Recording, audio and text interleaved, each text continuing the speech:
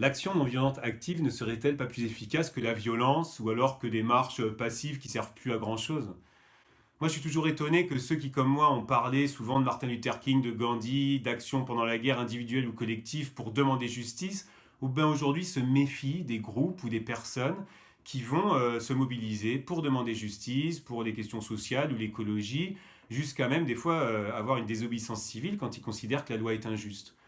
Eh bien, c'est étonnant parce que je viens de prêcher là sur un texte dans Luc 18 où Jésus parle de la prière et il raconte une parabole pour montrer comment il faut prier sans cesse et ne pas se décourager. Eh bien, dans cette parabole, il nous est présenté une prière-action.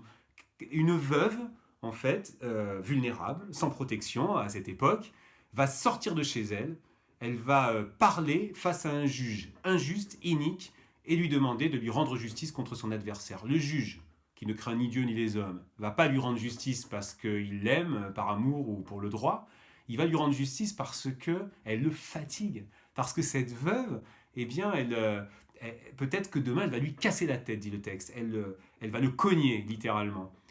Alors imaginez, dit le texte, à plus forte raison, Dieu qui est amour, combien il va nous répondre. Et je pense qu'il l'a déjà fait en Jésus-Christ. Et là d'ailleurs, là, le texte nous demande, est-ce qu'il y aura de la foi plus tard? Est-ce qu'il y aura encore de la foi sur la terre? Est-ce que des gens vont pouvoir se lever? Alors moi, je ne peux pas répondre à cette question. Christianisme, je ne sais pas s'il sera encore là. En tout cas, je sais que moi, je crois dans un Dieu qui, lui, a foi, une foi éternelle en nous, et qu'il ressuscitera ce qui est mort, ce que nous avons figé dans la peur.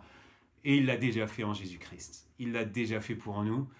Ouvrons nos oreilles, ouvrons notre cœur et nous allons le découvrir et nous pourrons entrer à nouveau dans cette prière action avec d'autres pour choisir la vie.